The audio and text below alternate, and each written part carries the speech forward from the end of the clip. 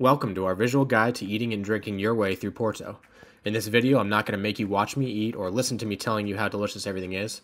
Instead, I'm going to keep it fast-paced, give you all the best spots to find amazing Portuguese food like Francesinhas, port wine, and Pastel de Natas. And I also included a special town at the very end that people refer to as the Venice of Portugal, where I found some of the best seafood I had during my trip. Let's get started.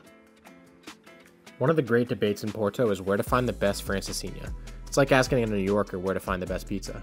For those that are not familiar, this sandwich originates in Porto and it literally means little French girl. However, there's nothing little about this. It's filled with layers of beefsteak, cured meat, fresh sausages, topped with melty cheese, covered with a beer sauce, and served with French fries.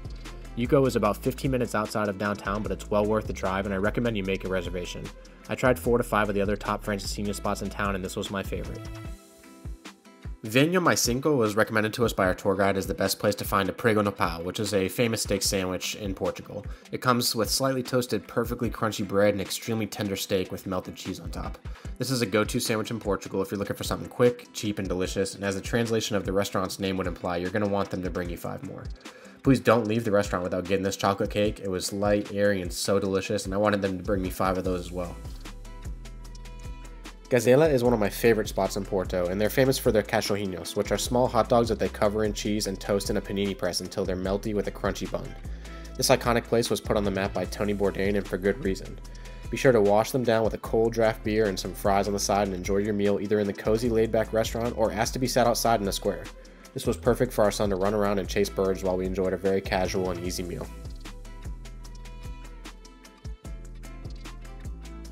Casa Guedes serves up one of the most famous and best sandwiches in Porto and has been doing so since the 70s. Their sandes de pernil, which is a roast pork sandwich, is roasted to perfection and then expertly sliced in the front of the restaurant. The classic sandwich is great, but I love opting for adding some gooey queijo de cera, which is a creamy sheep's milk cheese. During my last 2 trips to Portugal, I made it a personal mission of mine to try as many pastel de natas as I humanly could, and the best ones I found were here at Castro.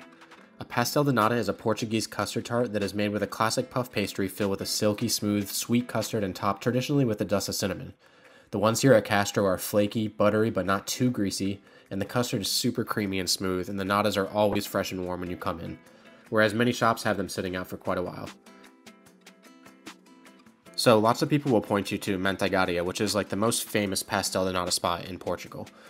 They're all over the place, and don't get me wrong, they're delicious. They were my favorite on my first trip, but then I found Castro. So go here, give them your own comparison. It's very much a personal preference thing.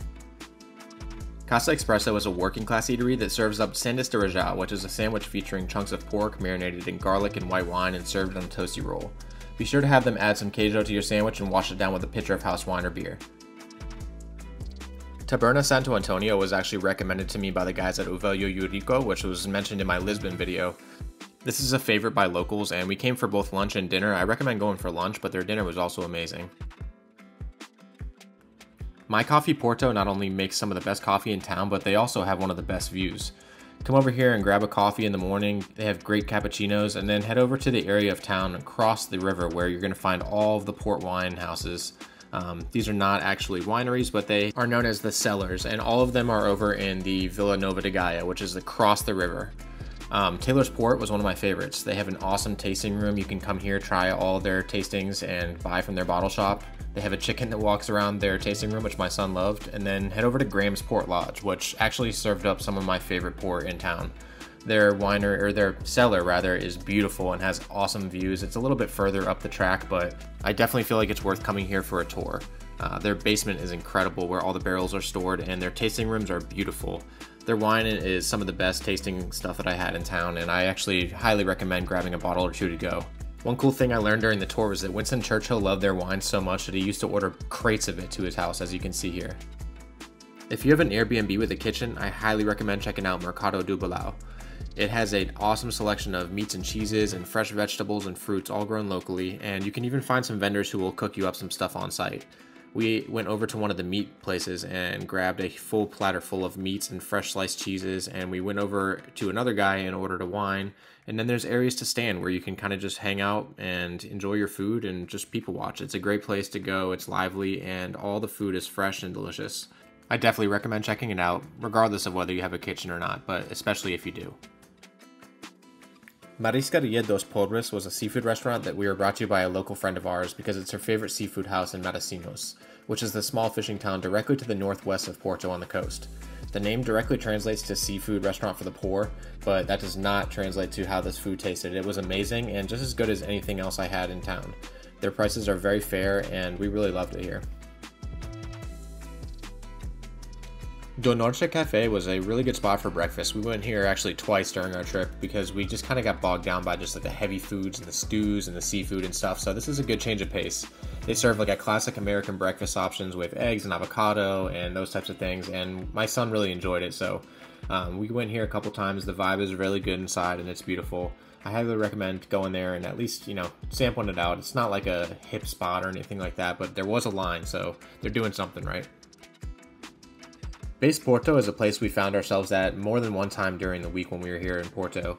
It's a really cool outdoor bar. It's right near the Clarios Tower, and you can kind of come here and just grab a drink, hang out in the sun. They have great beer, great cocktail options, and there's a lot of room for the kids to run around. They had a couple games and things that the kids could play with, and it was just a really cool change of pace and a place to slow down and kind of sit in the sun and relax. So go check it out.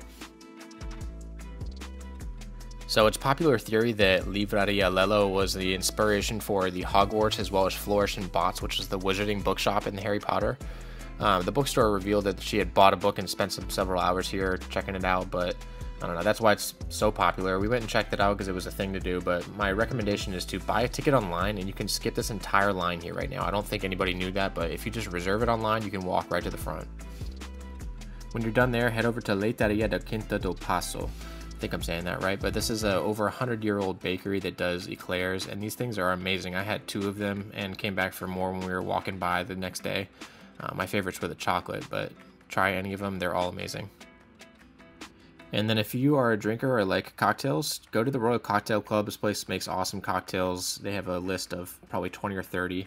Torto is a great bar, a little bit more grungy, but also great cocktails again. And then the third one is a Duela. You can hang out here on the patio. It's a good vibe, get a beer. It's more laid back and kind of just local scene. And then if you're looking for a day trip, there's a place called Aveiro, which is like an hour south of Porto, and it's known as the Venice of Portugal. And we actually went here when we were on our way from Porto down to Lisbon, but we stopped here to get some ovos moles, which is like a pastry that's kind of like what they give you in church. It's like a wafer cracker, but it's mixed with, or it has inside of it a egg yolk interior with sugar. And it's not for everybody, but it's very good. And then we stumbled upon this Marea Chia, which was an awesome seafood restaurant. We got lots of, very Portuguese dishes like the green soup. We had a grilled fish, and we had an awesome Portuguese seafood stew, which was incredible. Probably one of the better ones that I had when I was here. But if you're in the town, go check this out for lunch. And that's everything. Obviously, I had so much more to show here, but I kind of wanted to keep it short. If you do want to know more spots in Porto, I'm going to link down below in this YouTube video a link to my Google Maps. It has all the spots for Porto that I went to and visited in this place, plus more. And I also have a video on Lisbon, which I'll link to as well below. We went to Lisbon and Porto. I've been there twice. Got lots of great recommendations from chefs and local tour guides and things of the sort. So I did a lot of research, and I hope you enjoyed this video. If you did, please give it a thumbs up and subscribe to my channel. It really helps, and we'll see you on the next one. Thank you so much for watching.